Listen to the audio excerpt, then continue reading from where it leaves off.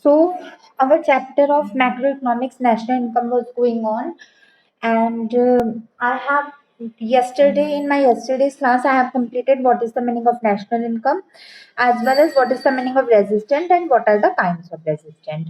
आज हम उसी से रिलेटेड नेशनल इनकम से रिलेटेड कुछ इंपॉर्टेंट टर्मिनोलॉजीज पढ़ेंगे. तो सबसे पहले आप मुझे ये बताइए कि रेजिस्टेंट क्या होता है. जो हमने कल पढ़ा था उसको बताओ क्या होता है.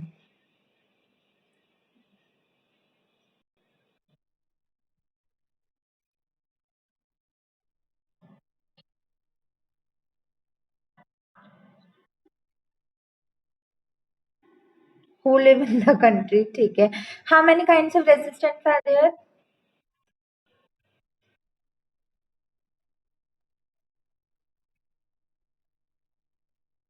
Very good. आज लिखो, हेडिंग डालो, who are considered as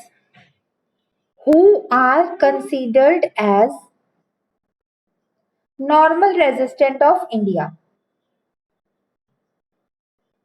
normal resistant of India मतलब इंडिया के नॉर्मल रेजिस्टेंट कौन कहलाते हैं, या इंडिया के रेजिस्टेंट कौन कहलाते हैं. Who are the resistant of India या who are included in the residents of India. कौन होते हैं, कौन कहलाते हैं, आज हम उसे देखते हैं. बोलो.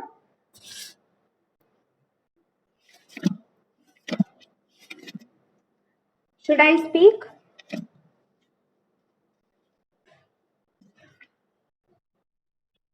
पहला देखो, Indian working in foreign ambassador, या नहीं, Indian working in foreign company. Indian working in foreign company which is an MNC. Which is an MNC. मतलब क्या हुआ इस बात का.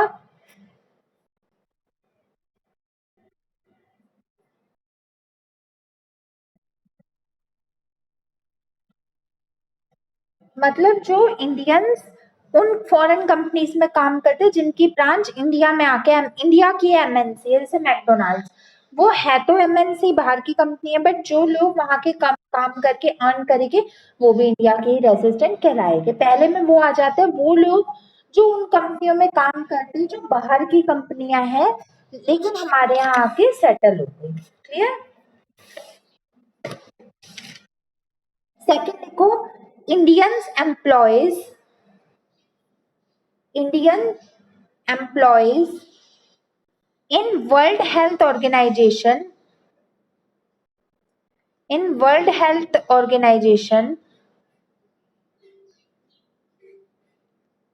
located in India. मतलब जो वर्ल्ड, वैसे तो वर्ल्ड हेल्थ ऑर्गेनाइजेशन एक ही है, वो यहाँ पे तो है नहीं, लेकिन जो उसके कुछ डिपार्टमेंट्स या उससे रिलेटेड डिपार्टमेंटेड लोग या जो उसके अंतर्गत उसके लिए जो काम करते हैं लेकिन इंडिया में रहते हैं वो लोग भी हमारे नॉर्मल रेसिडेंट में ही आते हैं. क्लियर. और पता है बच्चे, ये ना आपके अभी नेशनल इनकम में जब आपके न्यूमेरिकल आएंगे दो बहुत काम आएगा, क्योंकि इसमें आपको यही क्लासिफाई करना होगा that who are included in our national income and who are not included in national income. तो आपको अभी ये आगे जाके बहुत इंपॉर्टेंट होगा ना, याद रखना. थर्ड, लोकल पीपल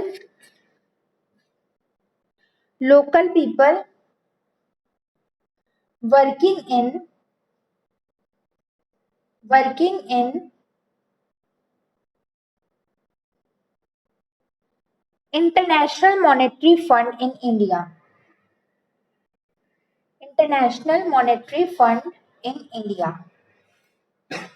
वैसे तो ये भी बाहर का ही है, आईएमएफ, लेकिन वो लोग जो इसकी कोई ब्रांच हो या इसकी कोई कंपनी हो या उसके लिए काम करते हो वो लोग भी हमारे इसी में ही आते हैं. Clear. Next, ambassador for India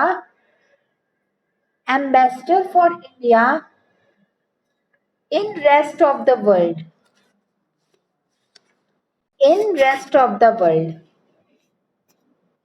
मतलब इंडिया के रेजिस्टेंट, इंडिया को रिप्रेजेंट करने वाला एम्बेसडर बाहर की कंट्री में।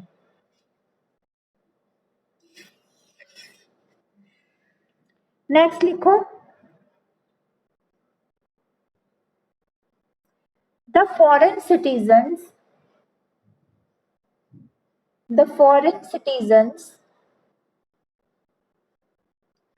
who lives in India, who lives in India for a period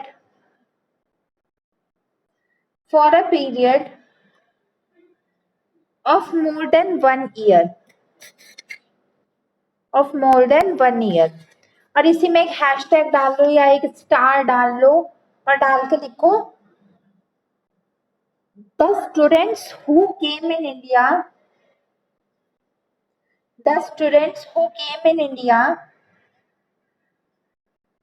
for study purpose,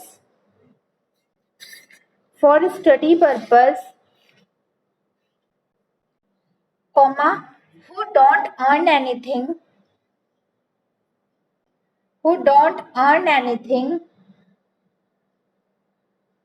are not included in Resistant of India,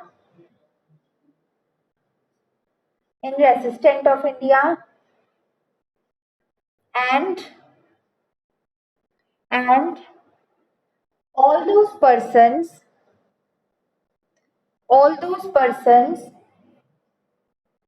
who came in India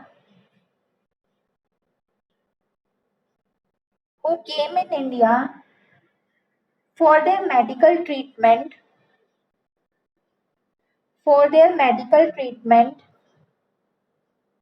is also not included in Resistant of India.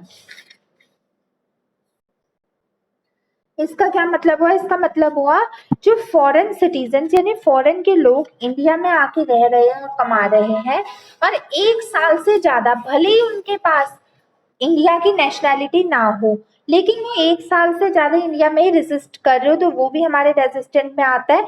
लेकिन इसमें कौन से लोग नहीं आते? वो बच्चे जो यहाँ पे इंडिया में पढ़ाई करने आए और कुछ कमाते नहीं है, वो इंक्लूड नहीं होते। और वो लोग जो इंडिया में मेडिकल ट्रीटमेंट के लिए आए, यानी अपने दवाइयों वगैरह के लिए या अपने ट्रीटमेंट के लिए आए, चाहे वो 1 साल से ज्यादा रह रहे हो, वो इंक्लूड नहीं होते। कहने का मतलब ये, इंक्लूड सिर्फ वही होता है जो कुछ कमाता है, जो कमाता नहीं है वो इंक्लूड नहीं होता। क्लियर? ओके बच्चा। देन अब लिखो, हेडिंग डालो, who are considered as non resistant of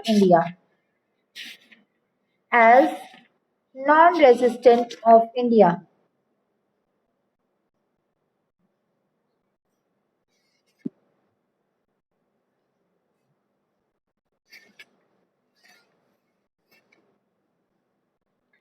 अब इसमें लिखो, फर्स्ट लिखो,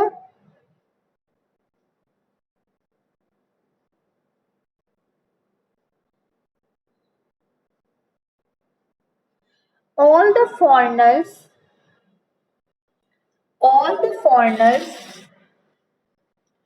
working in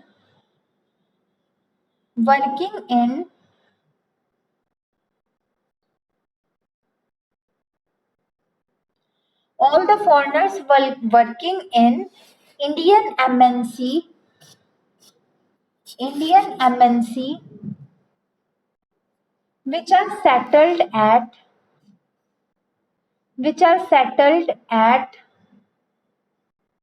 other countries are not considered as resident of India. इसका मतलब हुआ, देखो जैसे एमएनसी या मैकडोनाल्ड्स के जो मैकडीज में लोग यहाँ के काम करते हैं, तो वो मैकडीज के जो वर्कर्स होते हैं वो हमारे इंडियन ही होते तो वो लोग जो कमाएंगे वो इंडिया की इकोनॉमी में आएगा। ऐसी कोई इंडिया की कंपनी अगर बाहर सेटल्ड है तो वहां पे जो फॉरेनर्स वर्क करेंगे वो इंडिया को थोड़ा ना कमा के देंगे, क्योंकि वो अगर वो 1 साल से ज्यादा की है या 1 साल से ज्यादा रेजिस्ट कर रहे उस जगह पे, तो जो फायदा होगा वो नेशनल इनकम उस दैट कंट्री की इंक्रीज होगी, हमारी नहीं होगी। समझ गए?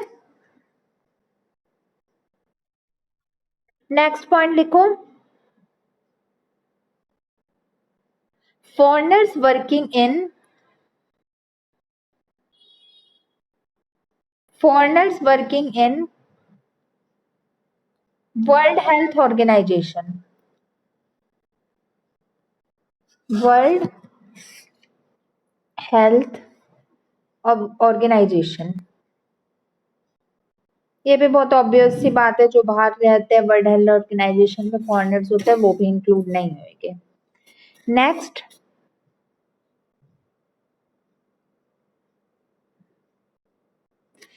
ध्यान से लिखना, एम्बेसडर,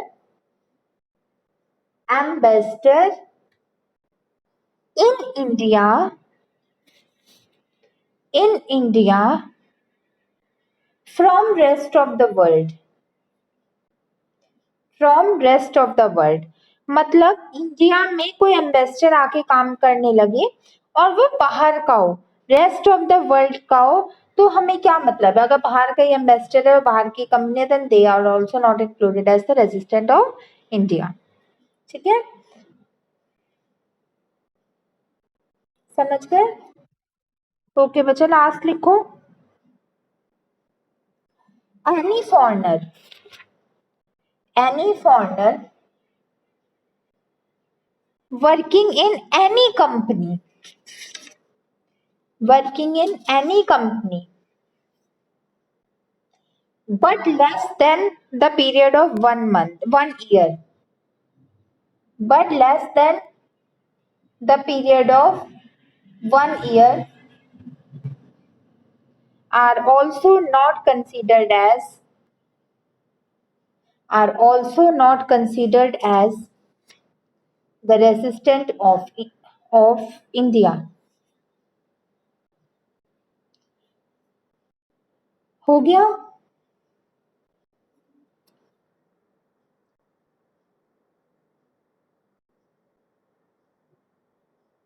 डन?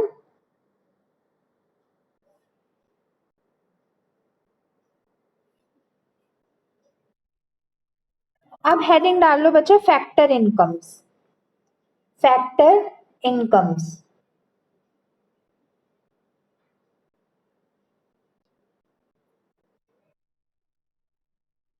हाँ जी बच्चे, ये सेपरेट हेडिंग है।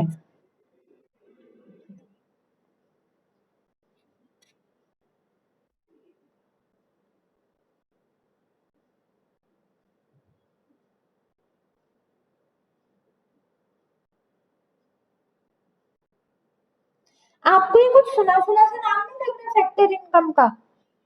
मैंने आपको पहले हल्का फुल्का करवा नहीं रखा?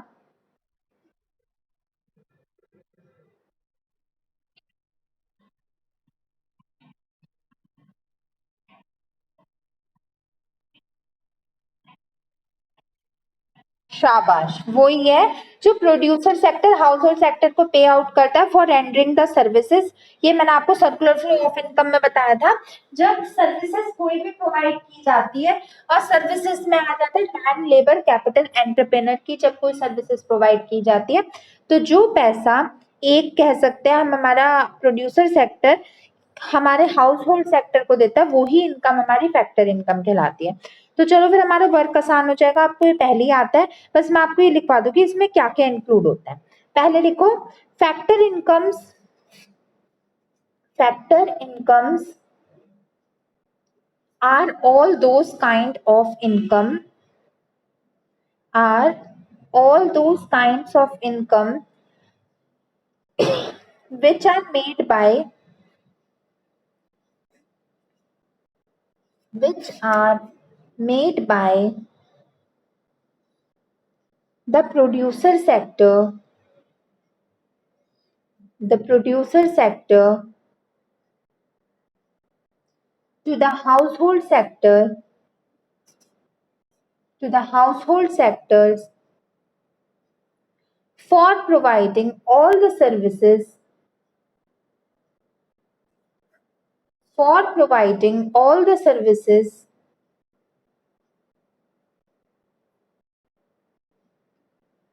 to them, full stop. फिर लिखो factor services includes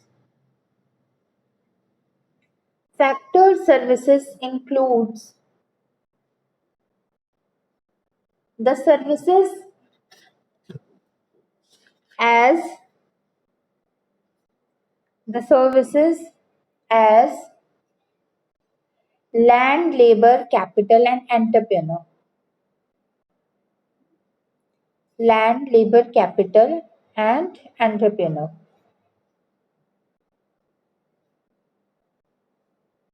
Done?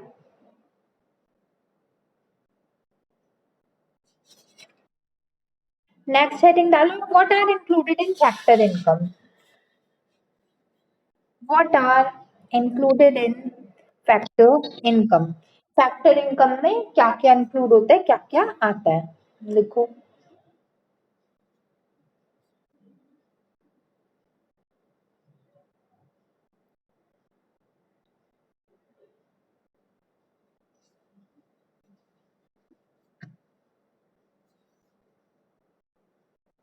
Should I speak? First लिखो the compensation received by the employees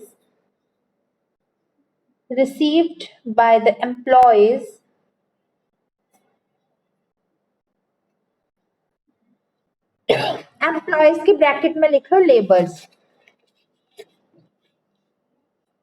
employees के ब्रैकेट में लिख लो labours. The compensation received by the employees और labours by the household sector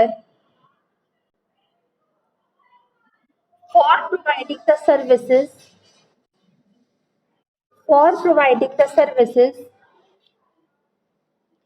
to them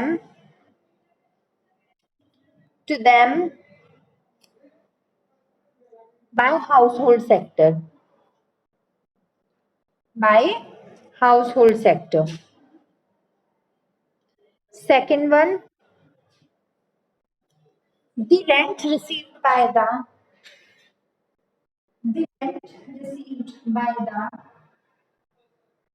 household household sector for the use of their land for the use of their land by the producer sector. By the producer sector. Third, the interest received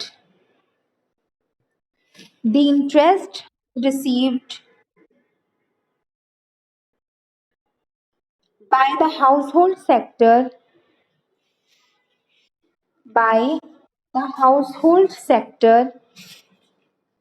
for the use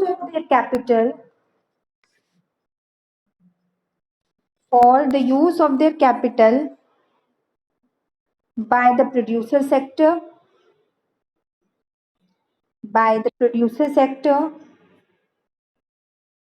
and नहीं अब fourth लिखो, fourth point.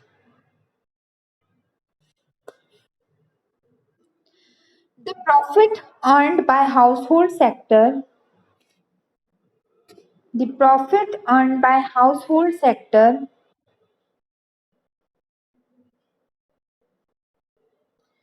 for their entrepreneurial skills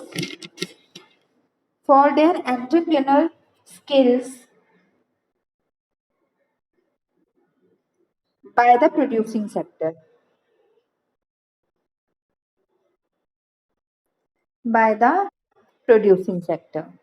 Full stop. इसका क्या मतलब है, आपको देखने में क्या लग रहा है?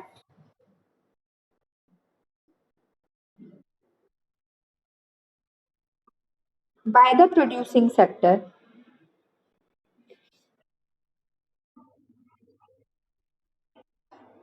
For the use of their entrepreneurial skills.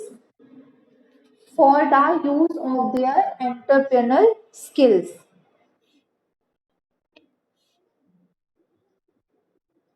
हो गया?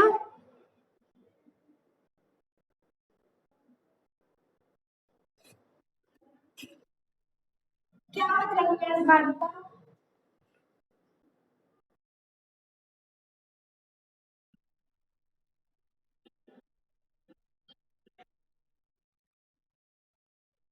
हम्म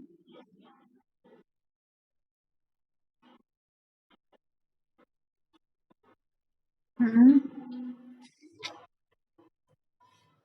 तो कहने का मतलब है जो लैंड लेबर कैपिटल एंटरप्रेन्योर होता है उनसे रिलेटेड उन्हें चीजें मिलती है। लैंड पे रेंट मिलता है, लेबर पे सैलरी मिलती है और कैपिटल पे इंटरेस्ट मिलता है, एंटरप्रेन्योर पे एंटरप्रेन्योर स्किल्स पे प्रॉफिट मिलता है। इतना बड़े का मतलब सिर्फ इतना ही है। ठीक है, समझ गए? चलो बच्चा, अब लिखो, हेडिंग डाली difference between factor income and transfer income. Difference between factor income and transfer income.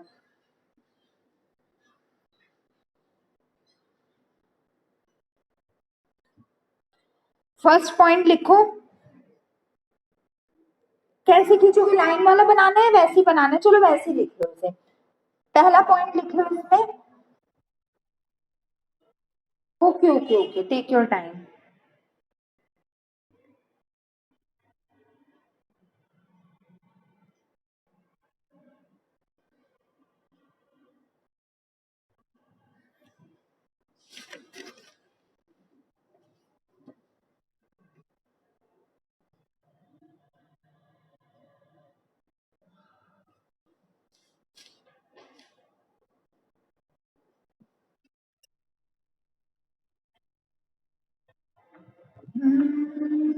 मर्जी है।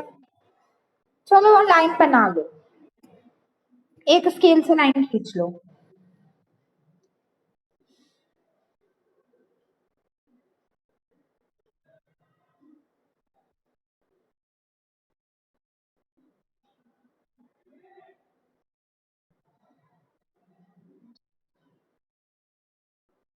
बना ले। फर्स्ट पॉइंट लिखो ट्रांसफर इनकम में। Transfer income are those income. Transfer income are those income which are received by a person, which are received by a person such as help, comma donation and charity. Such as help, donation and charity. Full stop. अब factor income में चले जाओ। ये transfer income का part था, factor income वाले column में जाओ। चले गए? लिखो, factor incomes are those income, factor incomes are those income which is received by the which is received by the household sector, household sector for the services, for the services rendered rendered by them, rendered by them to the producer sector, to the producer sector.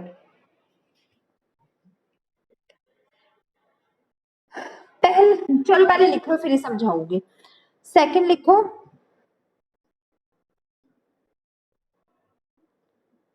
Transfer income वाले part में लिखो transfer income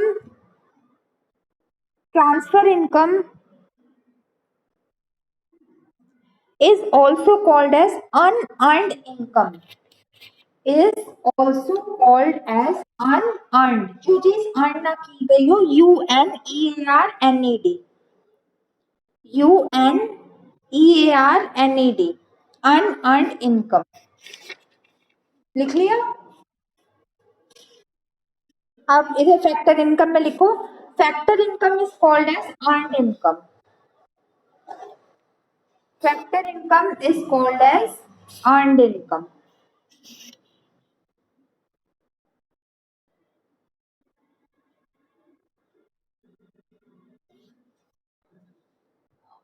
Done?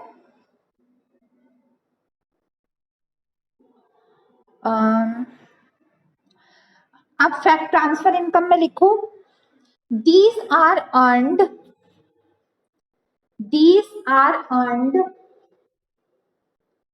as a reward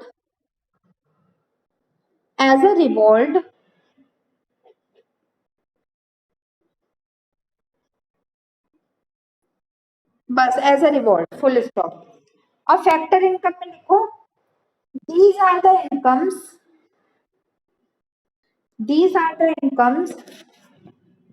which is earned,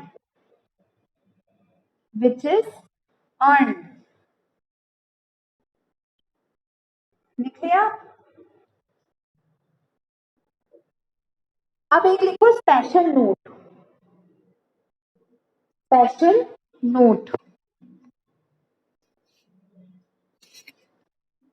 point लिखो special note में national income is the sum total of all factors income, national income is the sum total of, नहीं special rule, हाँ heading डाल लो, चलो special rule या special note कुछ भी लिख लो, ये मतलब आपके न्यूमेरिकल्स करने में हेल्पफुल होगा, अभी तो इसका कोई फायदा है नहीं, बट लिख लो स्पेशल नोट।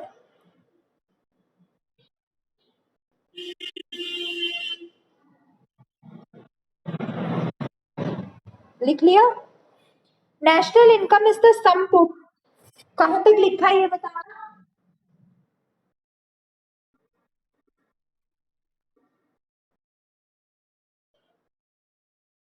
अच्छा लिखो national income is the sum total of, national income is the sum total of all the factor incomes, of all the factor incomes, full stop।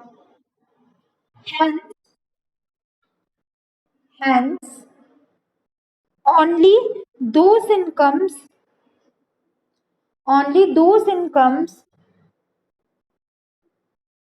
are included in national income,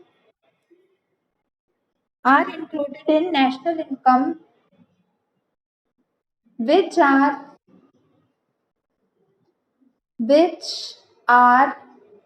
earned, EARNED, earned। Second point लिखो transfer income is not the part of national income, transfer income is not the part of national income, and hence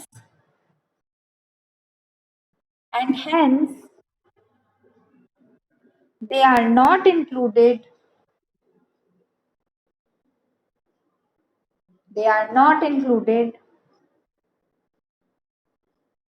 in finding out national income,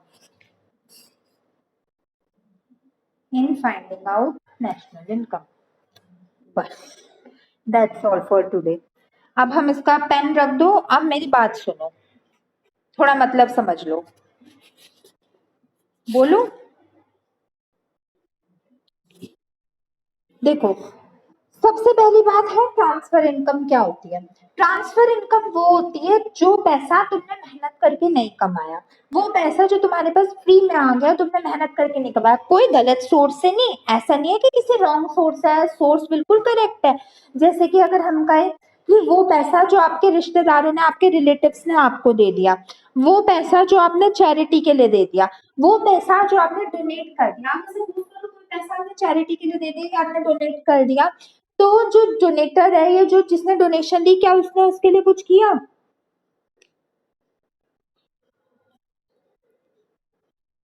उसने कुछ भी नहीं किया हमारे उसके लिए, उसे तो फ्री में वो मिल गया। ऐसे ही अगर आपके रिलेटिव है, आपके रिलेटिव ने आपको कुछ सपोज करो 1100 रुपीज दे दिए, तो आपने उसके लिए कुछ किया? तो ट्रांसफर इनकम हमारी वो इनकम होती है जिनके लिए हम कुछ नहीं करते, वो पैसा वैसे हमारे पास आ जाता है, इसीलिए उसका नाम अनअर्न्ड इनकम होता है। फैक्टर इनकम तो मैं ना समझू, वो तो पता है आपको।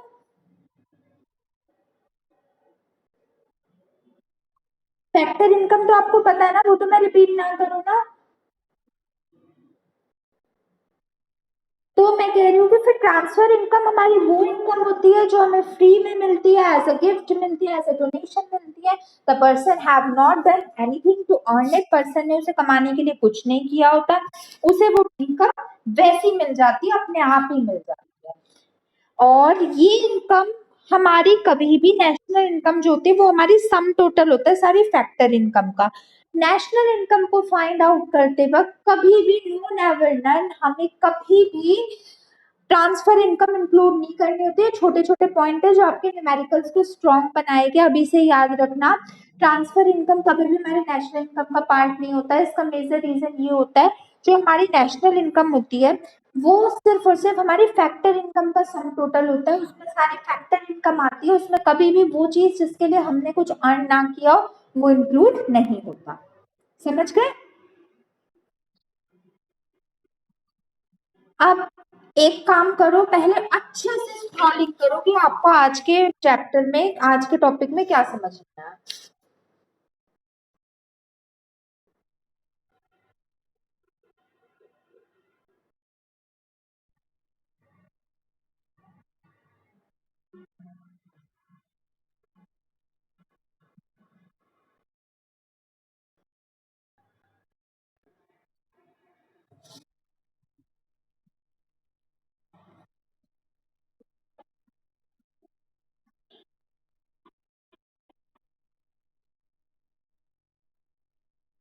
हाँ जी, देखो, हमारी इंडिया की कंपनी है, ठीक है, बाहर जाके सेटल हो गई। इंडिया की कंपनी को हमने बाहर जाके बाहर की कंट्री में सेटल कर दिया।